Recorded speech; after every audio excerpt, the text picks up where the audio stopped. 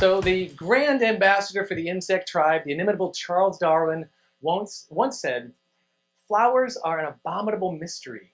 And of course, in the world of pollination, there's no connection between the honeybee and any other creature on the planet like there is the flower. Now, the rubber meets the road on the Bee-a-Thon when we learn how to do practical things to bring back the pollinators. That's what today's show is all about. We're supporting the Nursery Society initiative, Bring Back the Pollinators. Just click on that button down below. And I encourage you to go out and meet the people who grow plants in your own neighborhood. And for over 32 years, right here in Davis, California, the Redwood Barn Nursery has provided the best plant foliage, the most beautiful flowers, and great expert advice from the owner, Mr. Don Shor. He's also a radio show host here on K-Dirt. He does a weekly show with Lois Richter called the Davis Garden Show. And he's has a bachelor degree in plant science. As you can see, we have all the pollinators showing up.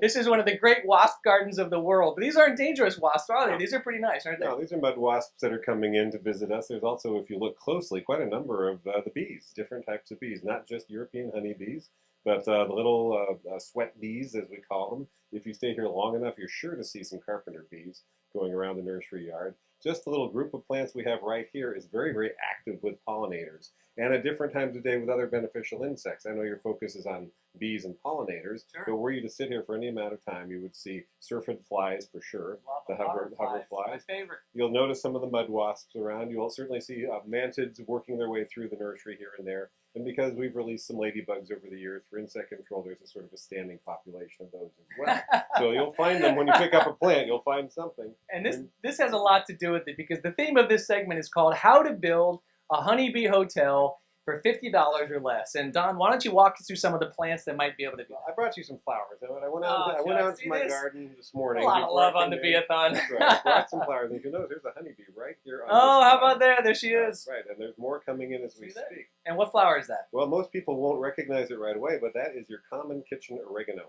Ah. That's your cooking culinary oregano, and I wanted to emphasize there are two things here that I have that you get in your herb garden. Borage, which is planted basically for the bees and for the cucumber-like fragrance to the leaves, and also the oregano that you use for cooking. If you let it bloom, we'll draw honeybees, as you can see. If I can hold it steady enough. She's right there. She's right there all over the flowers. How about that? Right next to her are some asters. These are the true old-fashioned asters, kind of resemble chrysanthemums. Late summer bloomers help transition the garden from spring to fall. Those kind of dog days of August, there aren't that many things blooming. Asters bloom very nicely at that time. And anytime I'm out there looking at my asters, there's not just bees, but butterflies all over them. Keep an eye on your asters, everybody. That's right. Watch your asters closely. I don't know if you can get in close to the borage, but borage is one of those little annuals with a very pretty blue flower, and it reseeds very happily. So for a couple of dollars, talk about $50, for a couple of dollars you can get a dozen borage plants seeding in your garden, and you'll only have to plant it once. It's one of those kinds of plants. Right.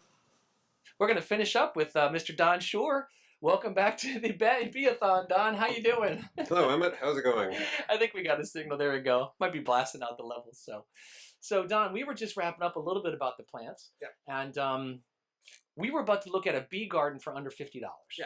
And so far, what was the total tally on all those plants put together? I think we had looked at 2 or 3 things that would come to about $15. $15. You know, here's the thing, though. A kid can draw bees for $2 just by planting a 6-pack of sweet alyssum. You can plant a pack of seed of the borage, which was the blue-flowered cucumber-scented plant that I showed you there. That'd be a couple dollars to get a dozen plants going that would draw bees, and that's the plant that grows and flowers almost year-round. Wow. So it's an annual that can be grown in almost any season. Annual being, of course, a plant that grows, flowers, seeds, and dies, but if it's something like sweet alyssum or borage, it reseeds and what we call in the business naturalizes, or you might say becomes a bit of a weed in its own right.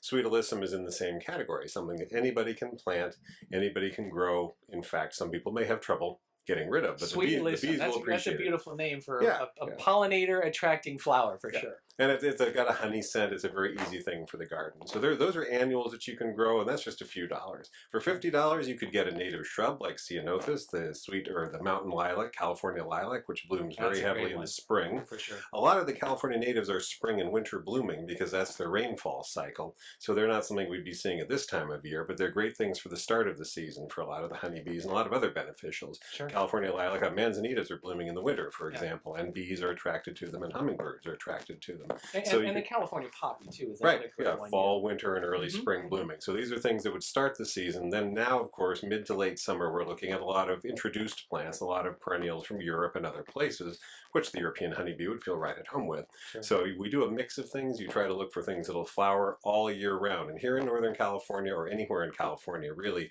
you can have flowering plants year round in your garden.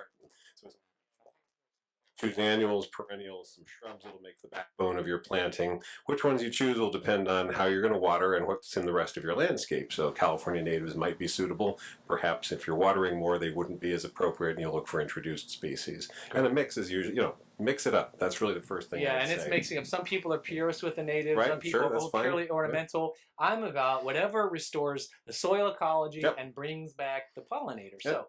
So, real quickly, Don, tell us how the honeybee story fits into your radio show here on Cater at the Davis Garden Show. Well, we're always talking about drawing beneficials into the garden. Sure, Beneficial is a very broad category. Honeybees, whether they're our native species or the introduced ones for pollination, are a very important part of that. We're doing a lot of things to draw things that are going to kill other pests in the garden. Honeybees don't do that, although some of those vespids do. Yeah, for sure. Hopefully they do. That's some of why the, they're some here. of the good guys, yeah. The irascible yellow jackets, the mud daubers, the Right. beautiful paper wasps. And so it's part of making a whole garden that draws all the good guys, and then tolerating a little pest damage perhaps from some of the things that we consider bad guys, but the honeybees fit right into that. Obviously, if we're drawing syrphid flies and mantids and ladybugs and all these other beneficials, including a lot of ones that you can't see, the little tiny parasitic I wasps, love them, yeah. those are also drawing honeybees. So if it draws a honeybee... Myrmidae, right? The Myrmidae? Yeah, those are very important. If some of the flowers we started to show over there, the gaillardias and the daisies, that's a group that's really important for beneficial insects. Yeah. Little tiny flowers that they can get in there and get the pollen out of. Well, you'll see honeybees all over that. You'll see all kinds of pollinators, including our native pollinators, all over those. So if you want to just take away one lesson from this, folks, daisies are a great group to start with. Daisies, clover, lavender, Yep. all the things that Lavender. everybody knows and loves already. Watch the bugs, Right. attract the bugs, and just plant more of them in combinations too. Well, And- even if you're doing roses, for example, make sure some of them are single or semi-double roses so you can see the pollen parts in the middle that'll draw the pollinators in. The heavily doubled ones are for you. The single-flowered ones are for the beneficials. How about that? And there's also bats, hummingbirds, moths, beetles, ants, a lot of flies. They all come to the gardens that are happy and the ones that have the symphony of pollination. And when's your radio show on, Don? Just so everybody can know. Thursdays from noon to 1, the Davis Garden Show is live. Saturdays from 9 to 10, it rebroadcasts. Perfect. Well, Don, thanks for being on All the right. Bee-a-Thon. Great to see We you. look forward to more of your knowledge in the future. Thanks. And this is what it's all about, folks. The entire rest of the day, we're going to focus not just on the science of the honeybees. We're going to talk about what you can do, how you can put it all together. And of course, we're going to go straight to the top. We're going to talk to some of the top experts in science, advocacy, outreach, and some artists. We're going to have a tattoo artist on this afternoon.